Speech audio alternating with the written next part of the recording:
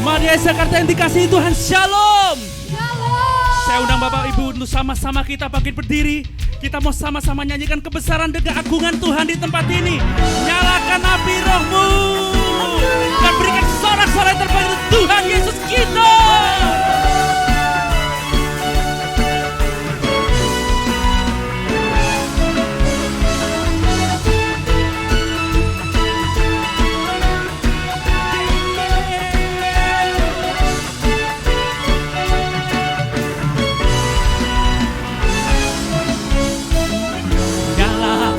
Rohmu, kuasa mujizatmu nyata ubahkan hidup kami.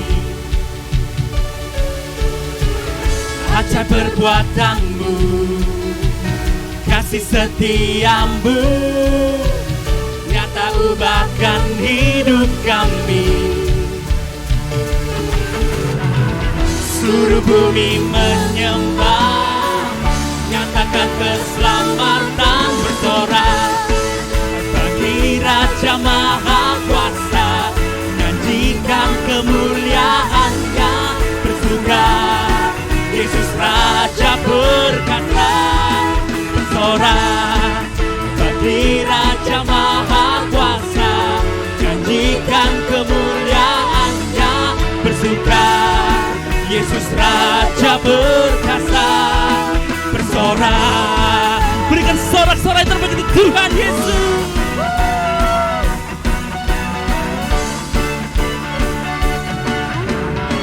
Sama-sama katakan, nyala api rohmu, nyala api rohmu, kuasa mujizatmu nyata ubahkan hidup kami. Ajaib perbuatanmu, kasih setiamu nyata ubahkan hidup kami. Seluruh bumi menyembah, nyatakan keselamatan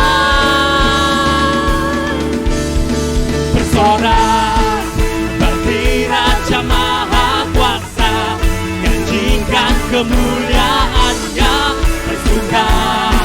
Yesus Raja berkasa, bersorak bagi Raja Maha Kuasa, nyanyikan kemuliaannya bersuka. Yesus Raja bersorak, bersorak bagi Raja Maha Kuasa, nyanyikan kemuliaannya bersuka. Yesus Raja berkasa, bersorak bagi Raja Maha Kuasa, nyanyikan kemuliaannya bersuka. Yesus Raja berkasa, bersorak. Param param param param param param pam pam param param param param pam. Biar musik memuji Tuhan. Mari kita sama-sama tepuk tangan di atas kepala kita. Kita mau berikan sorak-sorai yang terbaik untuk Tuhan Yesus kita.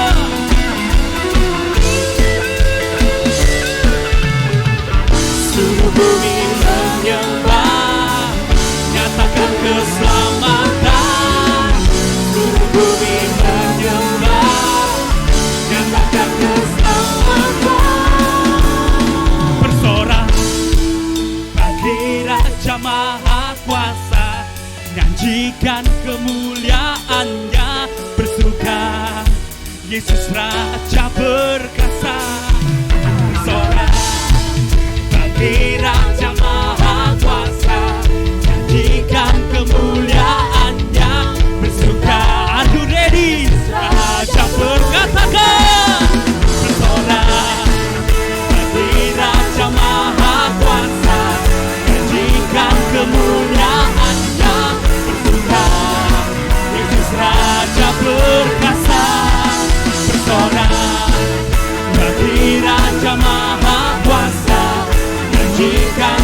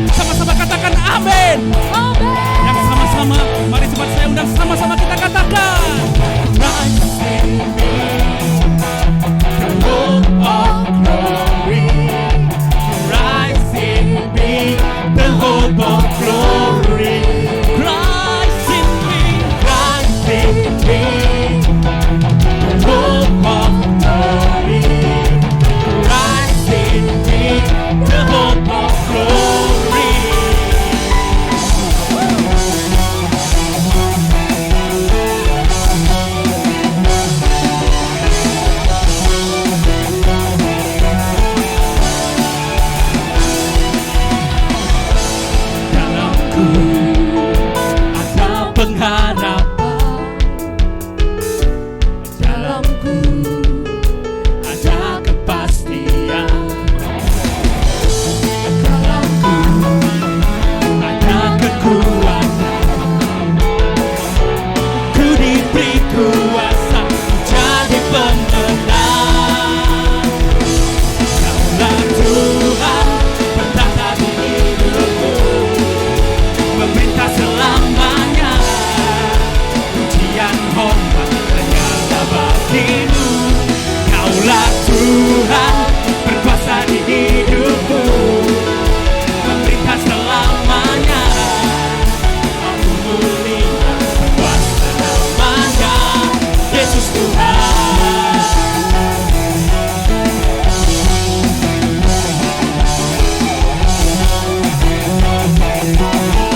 Mari kita sama-sama nyanyikan dari awal, sama-sama katakan. Dalamku ada pengharapan, dalamku ada kepastian, dalamku ada kekuatan, ku diberi kuasa jadi pemenang. Kaulah Tuhan berkata di hidupku, memerintah selamanya, pujian hormat hanyalah bagimu. Kaulah Tuhan berkuasa di hidupku, memerintah selamanya, aku melihat kuasa namanya, Yesus Tuhan. Para papa, para papa, para papa, the blessing me the hope of glory. Para papa, para papa, para papa, the blessing me the hope of glory. Engkaulah Tuhan bertata di hidupku, memerintah selamanya, pujian hormat hanyalah bagimu. Tuhan berkuasa di hidupku, memerintah selamanya, aku melihat berkuasa namanya. Kaulah Tuhan bertata di hidupku, memerintah selamanya, pujian hormat hanyalah bagimu. Kaulah Tuhan berkuasa di hidupku, memerintah selamanya, aku melihat kuasa namanya, Yesus Tuhan. Para papa, para papa, para papa, the blessing me the hope of glory. Para papa, para papa, para papa, the blessing me the hope of glory. Berikan suara terbaik untuk Tuhan Yesus kita. Haleluya.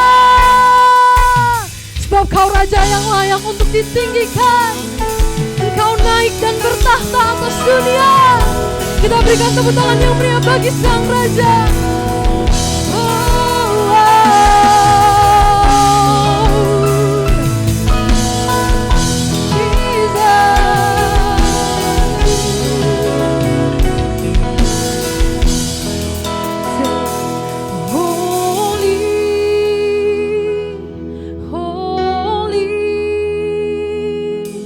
are you, Lord God Almighty?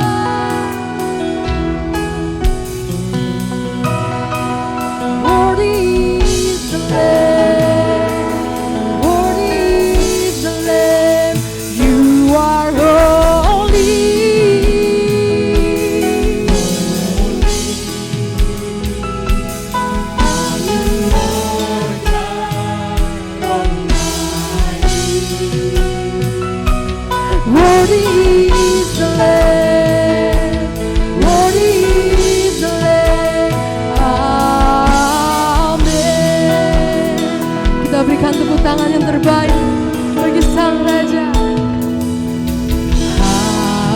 Haleluya,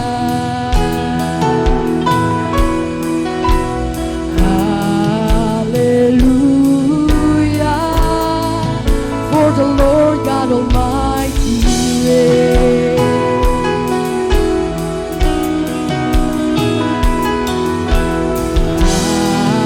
Haleluya,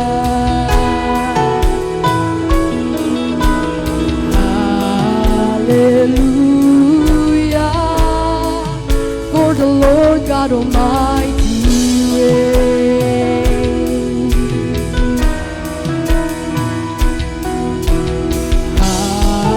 Haleluya, you are holy, holy are you, Lord God Almighty. Worthy is the Lamb, worthy is the Lamb. You are holy, sing holy are you, Lord God Almighty. Worthy is the Lamb, worthy is the Lamb. You are holy, holy, you are holy, Lord.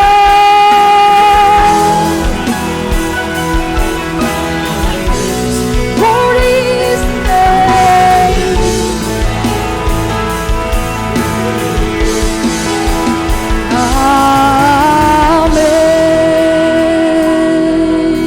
Amen.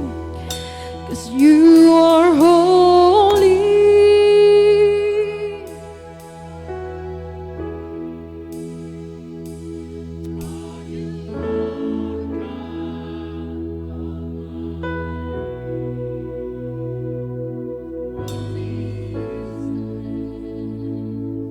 Worthy is the Lamb, you are holy.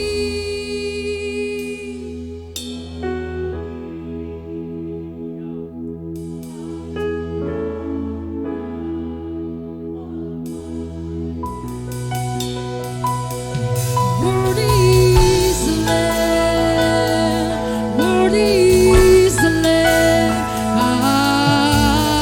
Amen. Lebih dahsyat lagi, berikan tepuk tangan bagi Sang Raja.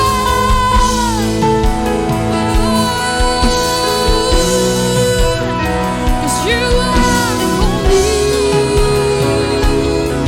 how good you. Worthy is the Lamb.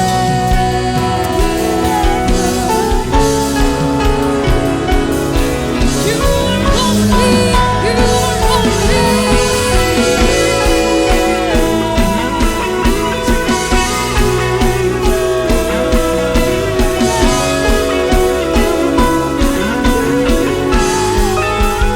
You have no rival. Oh, yeah. You have no equals. You have no rival. You have no rival. You have no equals. You have no equals. Come on, church, sing. That I could not hold you, to answer before you. You silence the voice of sin and rain. The heavens are roaring, the praise of your glory. For you are raised to life again. You have no rival, you have no equal. Now and forever, so yours is the kingdom. Yours is the glory. Yours is the name of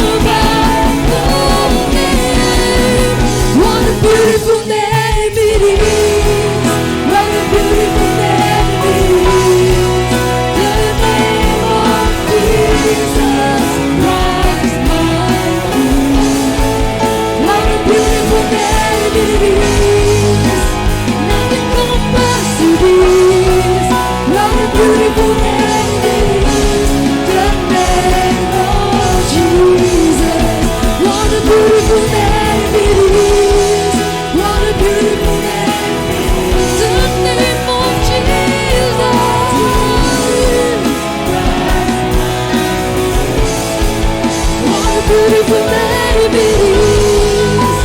Nothing compares to this. What a beautiful name it is. The name of Jesus. What a beautiful name it is. The name of Jesus. What a beautiful name it is. The name of Jesus. Berikan sorak-sorai yang terbaik bagi Sang Raja.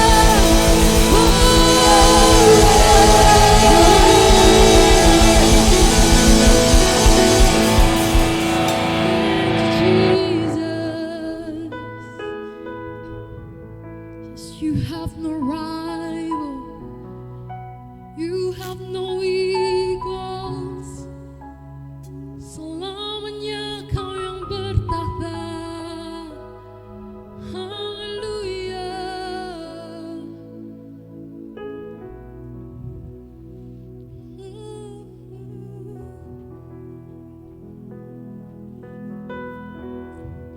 What a beautiful name it is.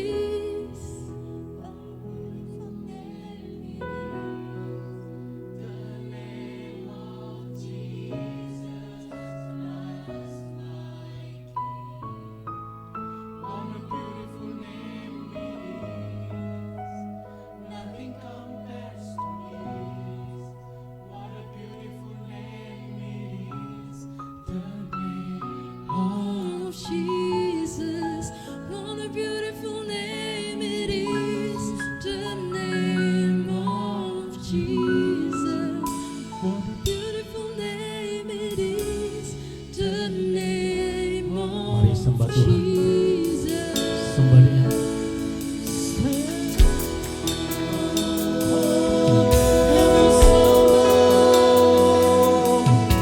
Dia telah mati, Dia telah bangkit, dan hari ini kita merayakan kenaikannya di surga. Bukti bahwa Dia berasal dari surga.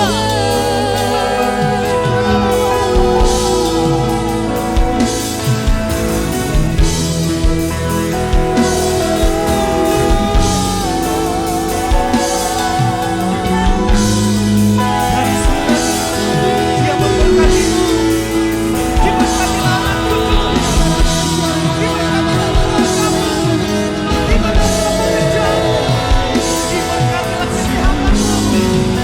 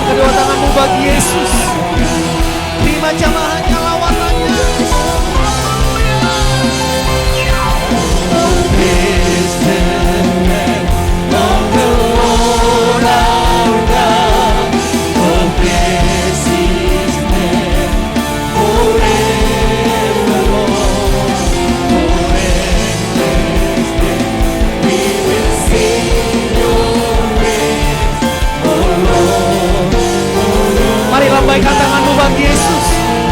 Terpuji namamu Yesus Kristus Tuhan.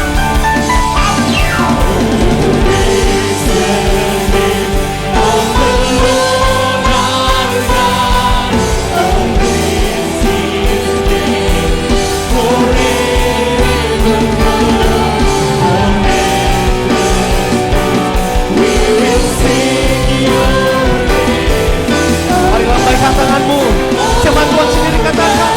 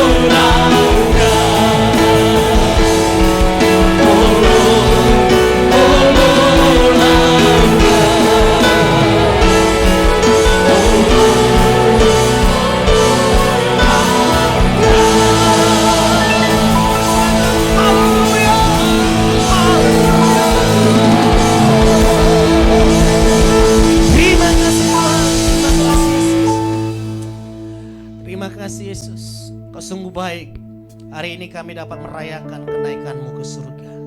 Itu bukti bahwa engkau satu-satunya yang berasal dari surga. Kami yang percaya kepadamu, kami percaya juga engkau bawa ke surga. Terima kasih, sementara engkau berfirman, sesuatu terjadi dalam hidup kami. Kami yang di gerejamu ini, baik jemaatmu yang bergabung lewat Zoom, mereka diberkati dengan berkat yang sama. Kami sambut berkat-Mu di dalam nama Tuhan Yesus Kristus. Sama-sama kita katakan, amin. Tepuk tangan bagi Tuhan kita. Wah, luar biasa zaman Tuhan, lawatan Tuhan bagi kita hari ini umatnya. Dan lumayan juga kabutnya saudara. Ini kalau di perjanjian lama dikatakan ini awan kemuliaan ini.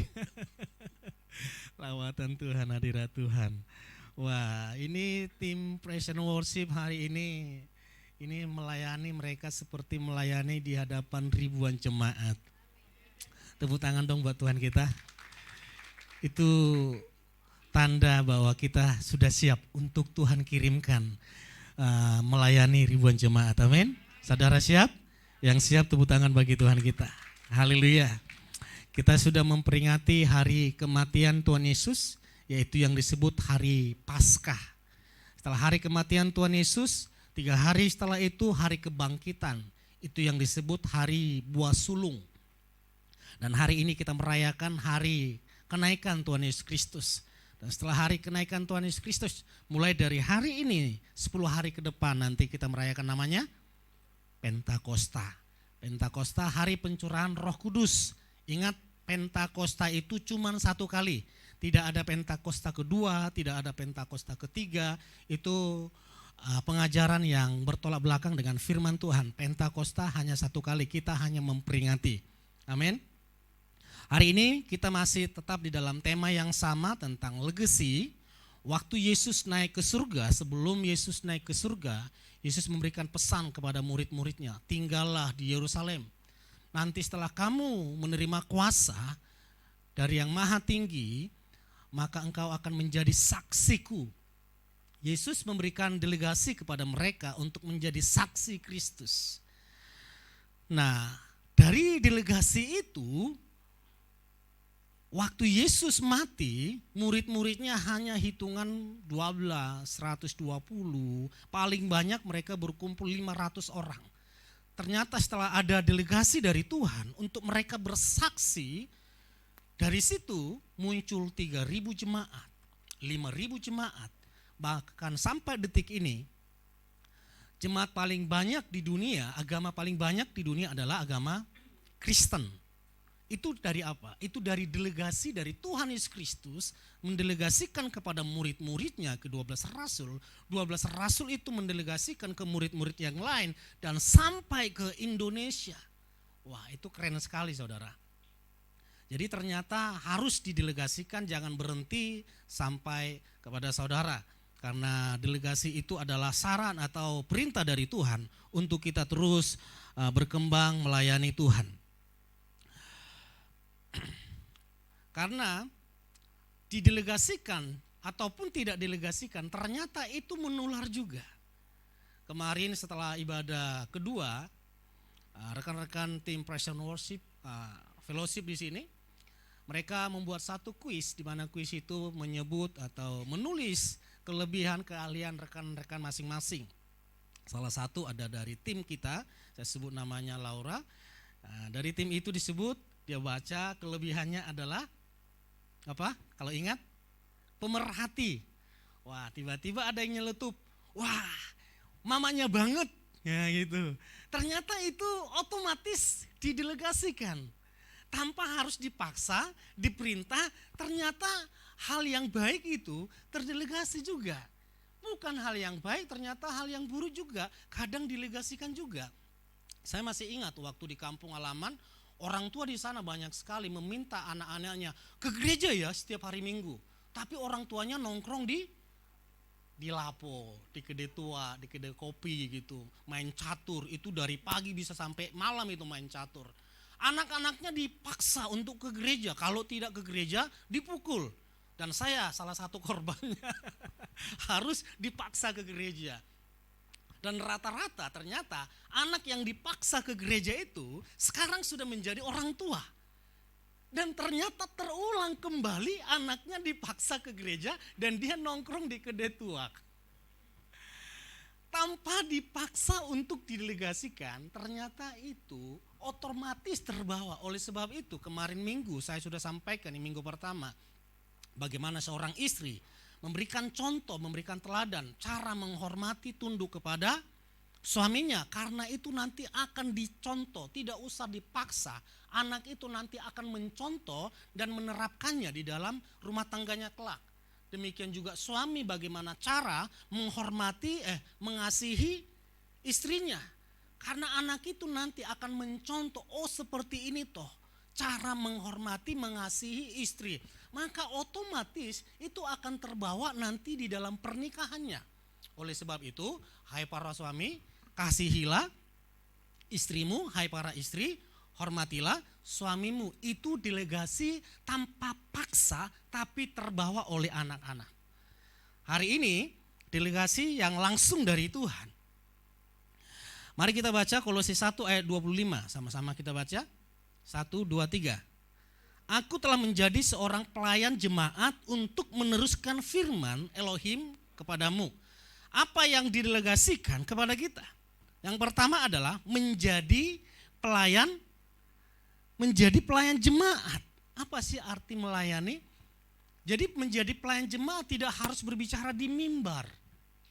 Kalau kita berbicara pelayanan di mimbar, maka pelayanan kita hanya sesaat saja, seketika saja, hitungan jam saja. Ternyata pelayanan itu berbicara tentang setiap saat. Apa yang kita lakukan di rumah itu berlanjut di gereja. Apa yang kita lakukan di gereja itu berlanjut di rumah, bahkan di tempat pekerjaan. Dari kamus sederhana, dari kamus KBBI dikatakan melayani adalah sesuatu kegiatan membantu orang lain atau memberikan diri untuk menolong orang lain.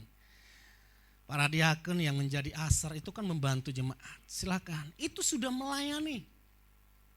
Bahkan kabar baiknya, upahnya diakon hanya menyambut jemaat. Shalom, silakan duduk Pak, silakan duduk Bu. Itu upahnya sama dengan yang melayani di mimbar. Sudah capek-capek teriak-teriak, tapi di mata Tuhan mereka sama-sama melayani.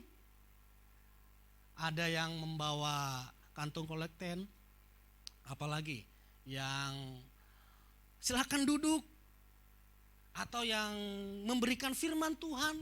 Saudara pasti di grup atau dari manapun itu menerima pesan Tuhan, kuasa perkataan, partner rohani. waktu saudara mengirimkannya, bahkan link-link yang sering saya kirim, saudara melanjutkannya, itu saudara sudah melayani. Amin.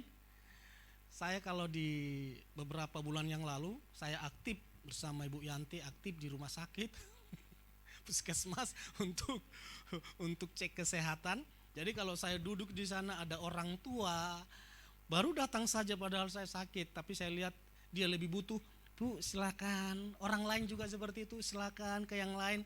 Saya sudah capek berdiri, ya kadang-kadang pura-pura saya buat sakit seperti ini. Supaya apa? Supaya dikasih tempat duduk. Oh, lumayan. Jadi membantu orang lain itu sudah melayani. Lihat saudara, Tuhan Yesus, dia adalah penguasa langit dan bumi. Dia datang ke dunia ternyata bukan untuk dilayani, untuk melayani. Dan Rasul Paulus, rasul yang sangat pintar. Dia orang yang sangat jenius. Tapi setelah dia dipanggil Tuhan, dia mau memberikan diri untuk melayani.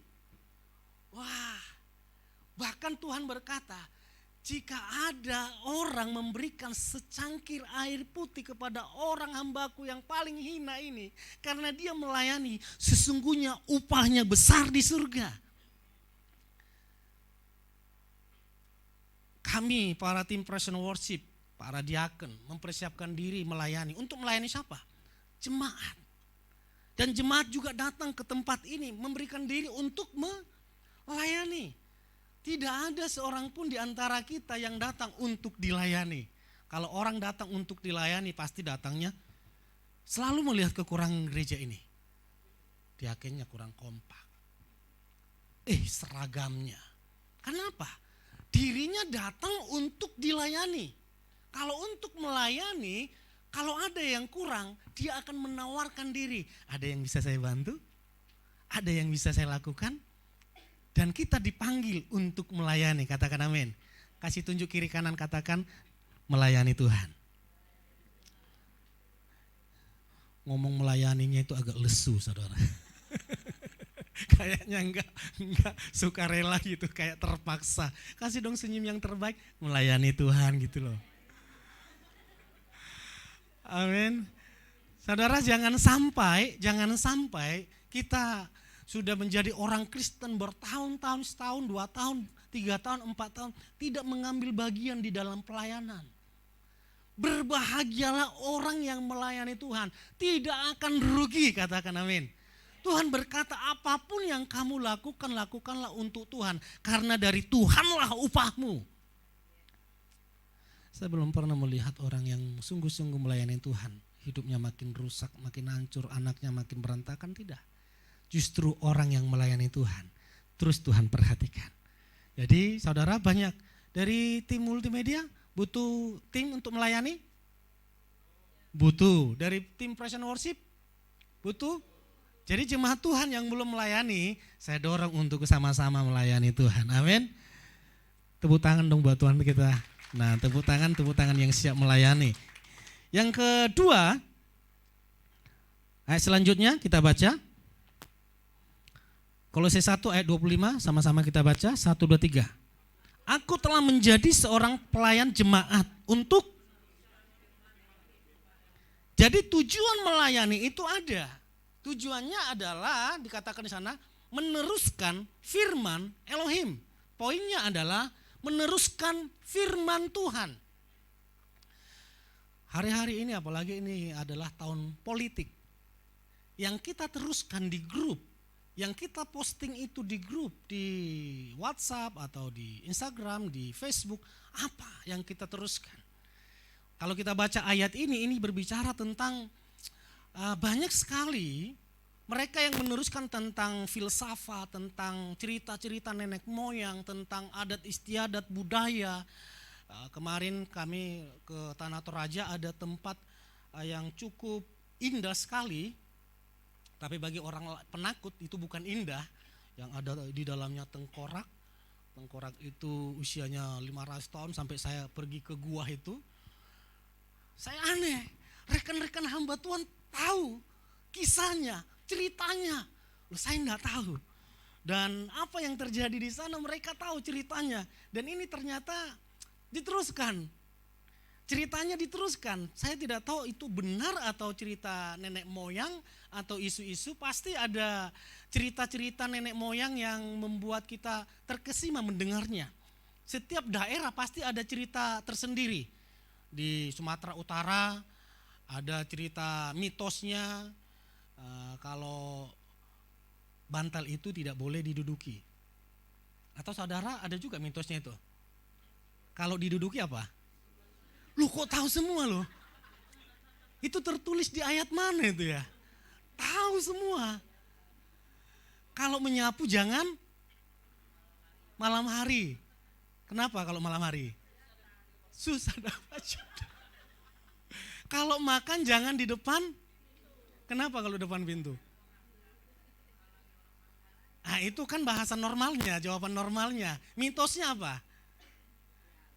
Sial gitu. Sial itu tahu loh, tapi pikir itu Sumatera Utara. Ternyata Pulau Jawa, Minahasa, lagi Torasa, semua suku memahami itu. Dan anehnya itu tidak tertulis di dalam kitab suci. Dan kita kompak menjawab itu. Kan itu kan mitos. Itu diteruskan. Tapi sayang sekali firman Tuhan, anugerah, karya Yesus ini tidak diteruskan.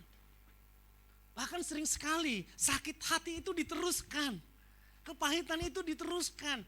Karena kita tahu sakit hati, kepahitan, hal-hal yang buruk kalau itu diteruskan itu hanya mengundang atau menghasilkan sesuatu yang buruk. Next, dikatakan firman Tuhan di sini. Betapa indahnya jejak langkah mereka yang memberitakan Injil damai sejahtera dan membawa kabar tentang kebaikannya. Betapa indahnya. Saudara, kalau kita meneruskan firman Tuhan, saya masih ingat ya. Pertama sekali saya bertobat, saya tidak tahu tentang firman Tuhan. Waktu itu saya berdoa, sungguh-sungguh saya berdoa. Karena saya sungguh-sungguh bertobat saat itu. Tuhan, saya mau Tuhan ada yang membimbing saya untuk memahami firman Tuhan karena tidak tahu sama sekali Tuhan.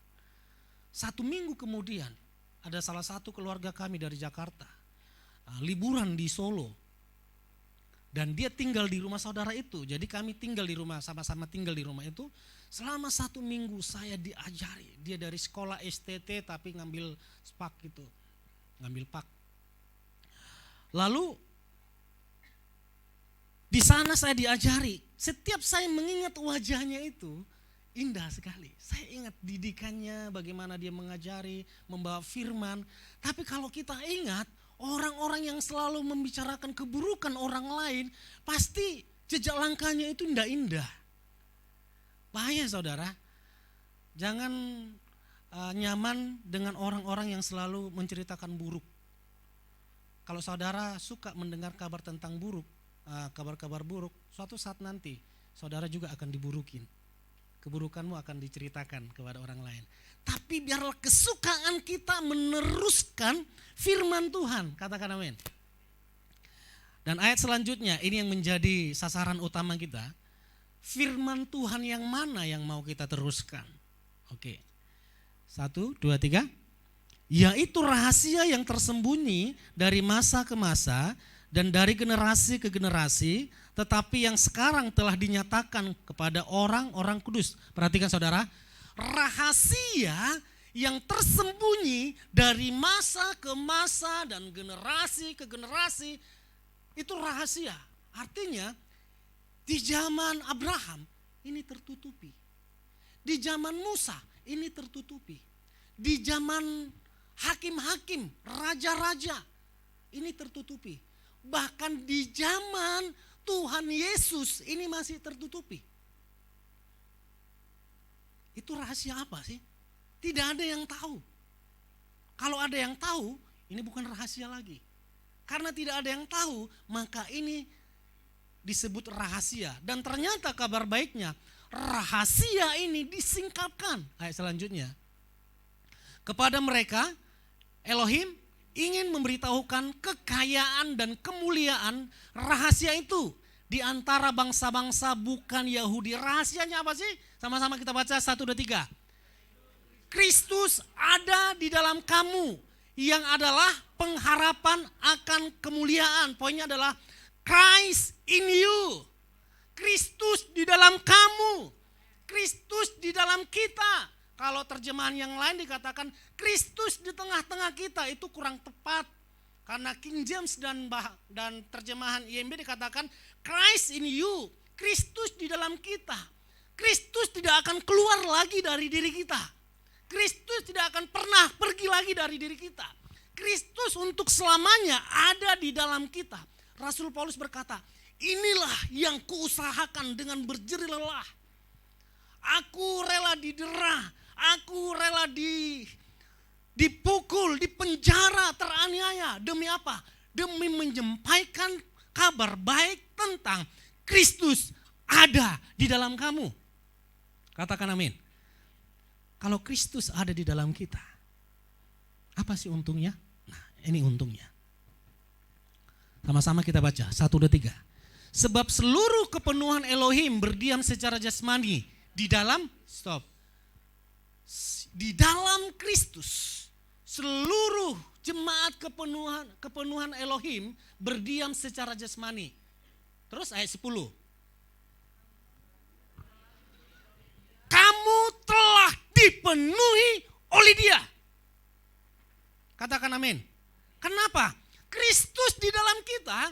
Karena Kristus di dalam kita, kamu, saya, kita semua telah dipenuhi oleh Kristus. Jadi tidak ada lagi khotbah. 3 syarat dipenuhi oleh Kristus. 3 jalan untuk intim dengan Kristus. Karena apa? Waktu Yesus mati di atas kayu salib, tabir bait suci itu telah terbelah 2, disobek dari atas ke bawah. Artinya itu perbuatan tangan Tuhan. Ini ruang Maha Kudus, ini adalah ruang kudus. Ada tabir bait suci di sini, penghalang, pemisah antara manusia dengan Tuhan. Dan pemisah itu telah Tuhan robek dari atas ke bawah. Supaya apa? Tidak ada lagi penghalang antara Tuhan dengan manusia, sudah tinggal menyatu. Tapi para agama berusaha menjahit dari bawah ke atas. Dengan cara apa? Kita harus sungguh-sungguh berpuasa supaya Tuhan semakin dekat intim dengan kita. Kita mulai menjahit tidak. Puasa, ibadah memang harus kita lakukan. Tapi bukan untuk supaya kita dicintai, dikasih Tuhan. Amin. Namanya Bu Yanti, nama anaknya siapa nih? Delo ya. Delo. Dia akan melakukan yang terbaik untuk mamanya. Bukan tujuan supaya dia diakui menjadi anak. Alangkah sakit hatinya Ibu Lianti melihat Delo, dia berjuang di sekolah, jadi pintar, jadi orang baik, les di mana-mana. Tujuannya apa? Supaya aku diakui jadi anak mama. Kamu belum sekolah, kamu pupin mama, mama apain. Kamu sudah bangga, papa mama sudah bangga mengakuimu jadi anak. Ya Bu ya? Iya. Banyak orang Kristen datang ke gereja supaya diselamatkan. Supaya masuk surga. Padahal Tuhan berkata, karya salibku di atas kayu salib, siapa yang percaya dia diselamatkan. Setelah selamat, pergilah, jadilah berkat, jadikan manusia menjadi muridku, katakan amin. Kalau kita nanti datang ke gereja, saya berapa kali bertemu dengan seorang hamba Tuhan yang sudah senior, hampir 80 usianya, selalu tanya ke saya, Pak, kalau saya mati masuk surga enggak? Masuk surga Bu. Setiap ketemu pertanyaannya seperti itu. Kalau saya mati masuk surga Bu. Kalau saya enggak jawab masuk surga, dia tanya sampai dia yakin jawaban kita masuk surga. Jadi selalu khawatir. Ingat, surga itu warisan, bukan upah. Alangkah anehnya anak bekerja, sekolah, atau apalagi berusaha hanya untuk mendapatkan warisan orang tuanya. Orang tuanya ngomong, gak usah kerja ngapa-ngapain, warisan sudah saya tentukan buatmu. Itu Pak Petrus itu mau 100 hari, 100 mau ribuan hari dia doa puasa.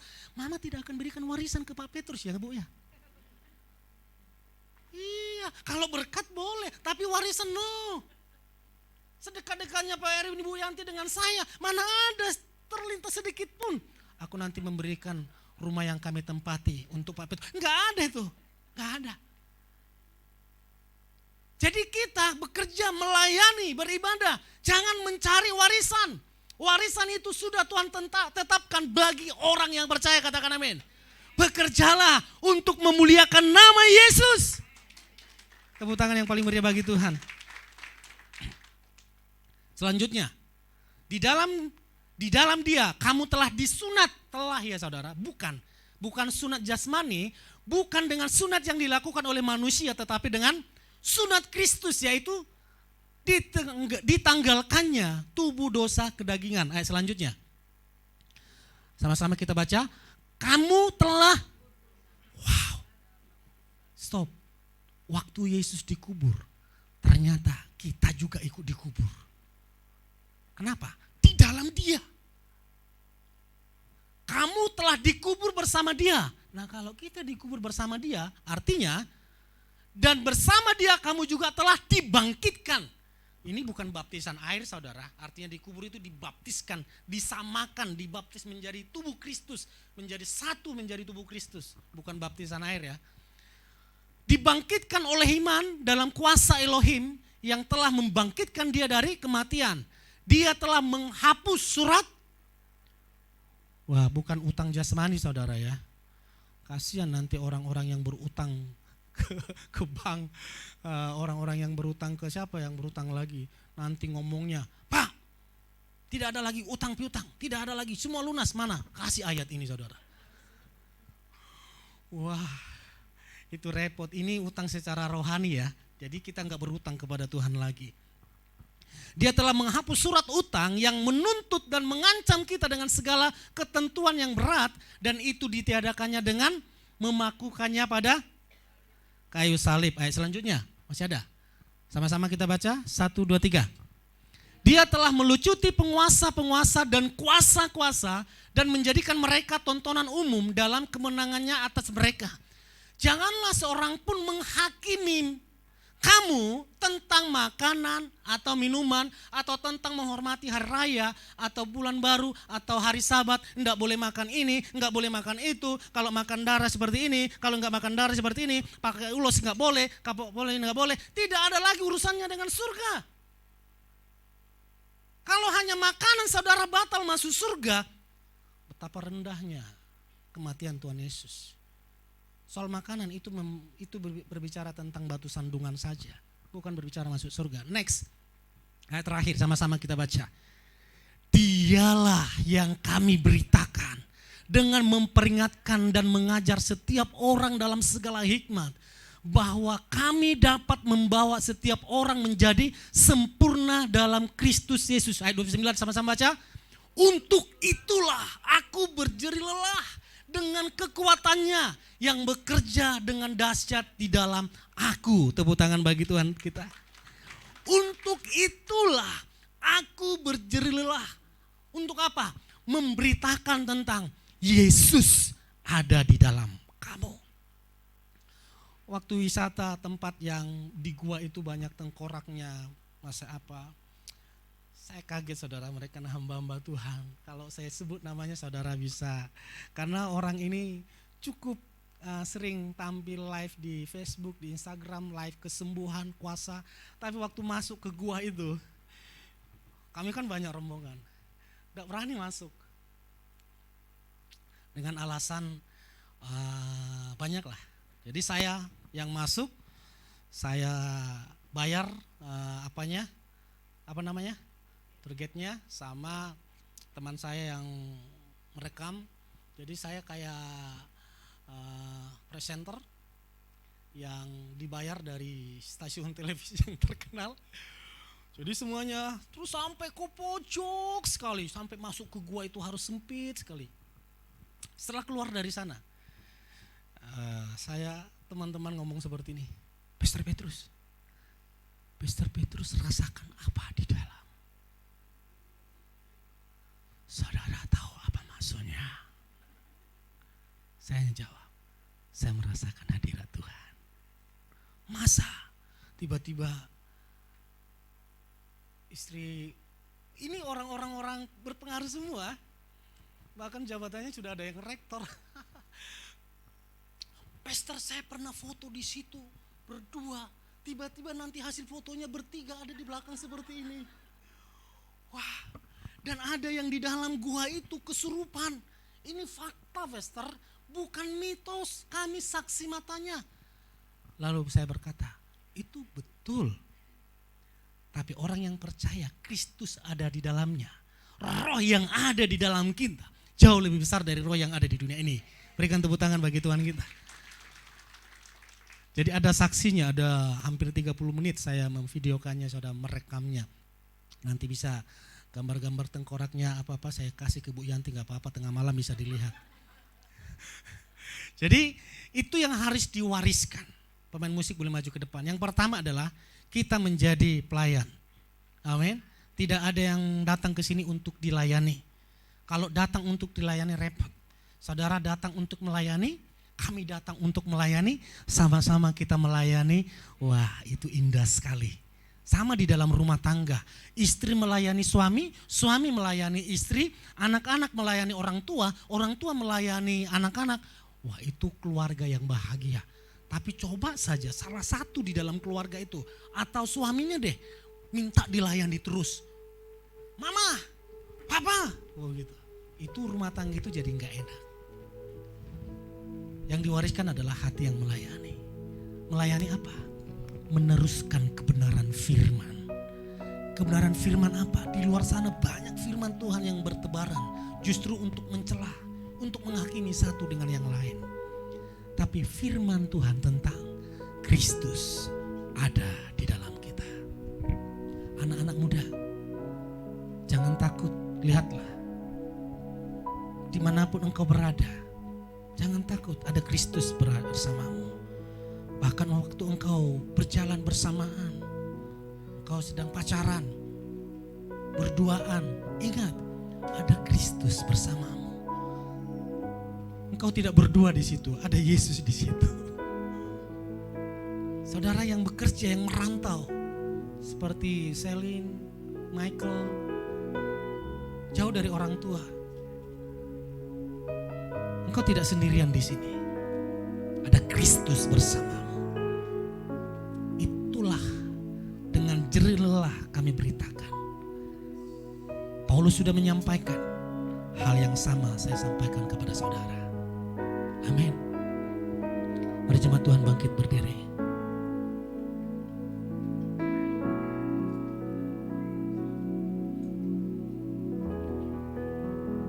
Kau sungguh baik dalam hidup kami, Tuhan. Engkau baik, Engkau baik, sungguh baik bagiku.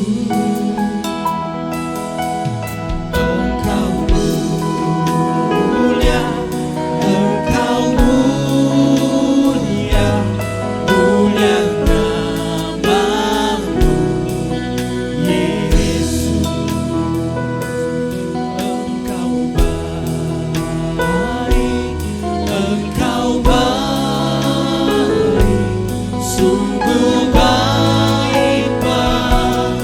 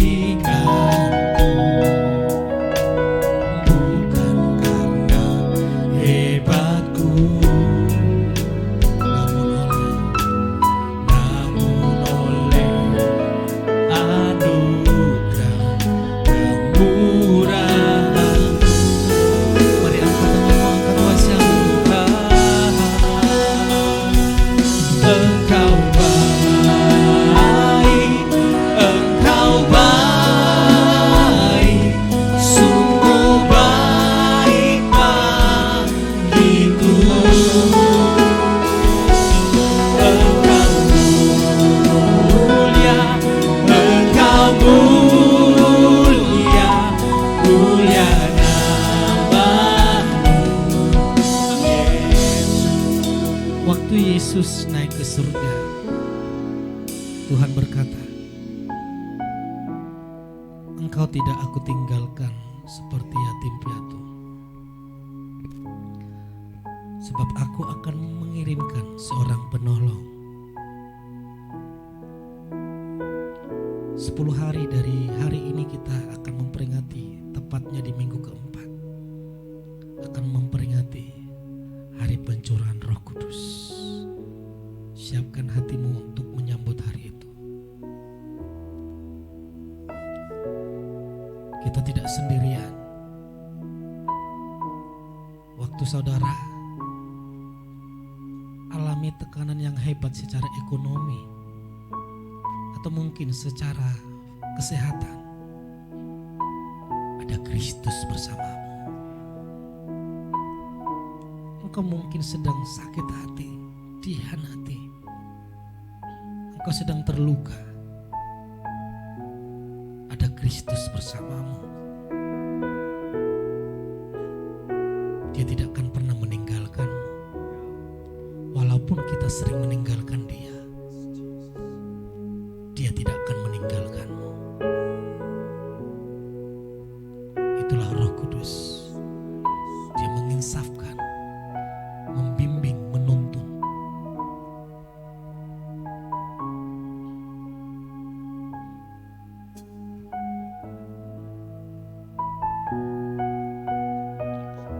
Kau sungguh baik Tuhan. Roh Kudus jamah kami.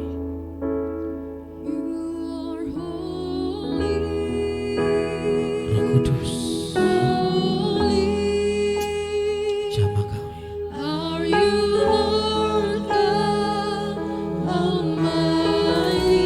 Terima pengurapan Tuhan.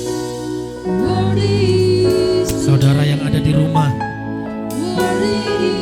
keluarga Ibu Fani, keluarga Ibu Joyce, keluarga Pak Benham, keluarga Rere, keluarga Ibu Rinda, terima jemaat Tuhan dan semua jemaat di tempat ini. Terima urapan Tuhan.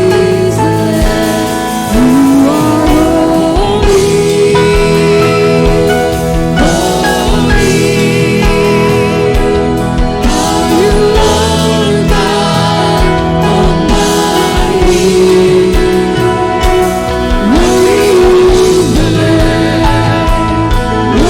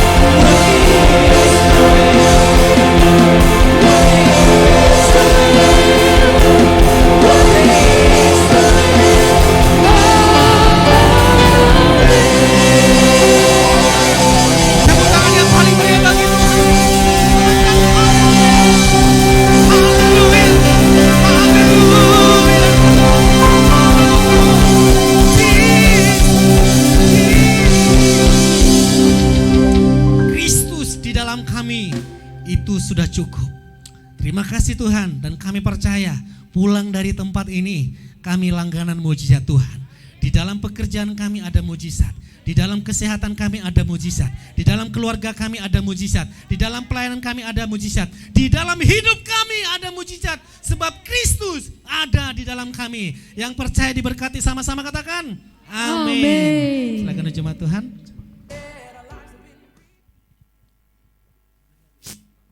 Haleluya, diberkati oleh ibadah hari ini, amin. Saudara dapat sukacita yang baru. Haleluya. Katakan ke sebelah kanan kiri, hidupmu penuh keajaiban. Hidupmu penuh keajaiban. Boleh ditoleh sekali lagi ke kanan kirinya. Apakah ada wajah baru yang pertama kali datang pada hari ini? Ada saudara? Yang ada boleh lambaikan tangan. Luar biasa. Boleh kita berikan tepuk tangan yang meriah bagi Tuhan kita. Mari sama-sama kita bangkit berdiri. Kita akhiri ibadah ini dengan sukacita. Let's clap our hands.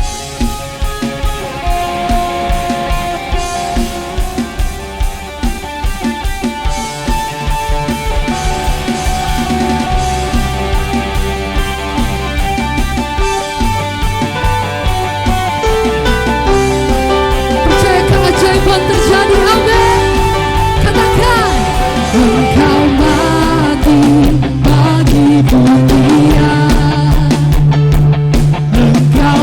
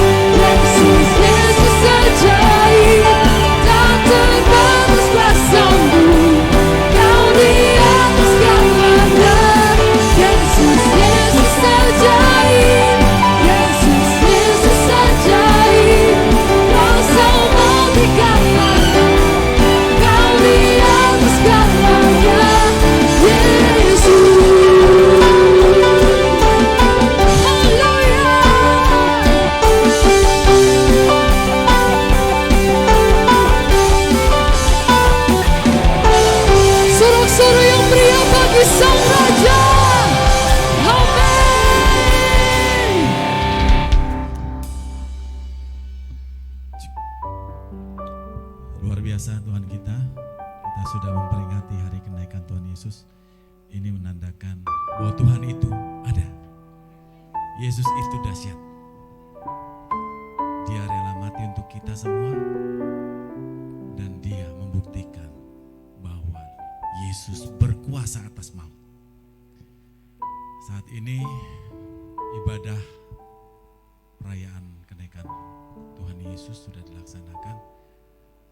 Kami mengundang bagi anak-anak muda yang hadir di sini, yang kelihatannya sudah mulai banyak, untuk ikut serta mengikuti kegiatan ibadah tiap hari Minggu di ibadah kedua.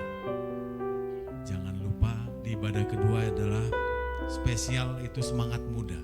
Jadi kami mengundang anak-anak muda yang saat ini masih belum ada kegiatannya dan bisa untuk datang kegiatan di hari Minggu, kegiatan ibadah jam 1 untuk ikut serta memberikan pelayanannya untuk Tuhan dalam ibadah kedua setiap hari Minggu pukul 1. Mari kita akan mengakhiri ibadah ini.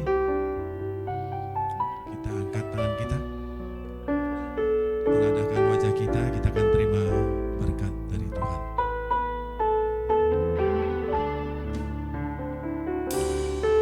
Bapa Yahweh memberkati engkau dan melindungi engkau. Bapa Yahweh membuat wajahnya bersinar atasmu dan memberi engkau kasih karunia. Bapa Yahweh memancarkan wajahnya kepadamu dan memberikan engkau damai sejahtera. Diberkatilah pernikahanmu, diberkati keluargamu dan anak-anakmu, diberkati usahamu, studimu, pelayananmu, dan semua yang kau lakukan dengan baik dan benar. Dan engkau percaya dan mengandalkan Tuhan Yesus Kristus, pasti berkat-Mu berlimpah atasnya. Berkat sudah kita terima hari ini dari Tuhan Yesus Kristus yang percaya. Dan yang sudah menerima berkat dari Bapa Yahweh, sama-sama kita katakan, Amin.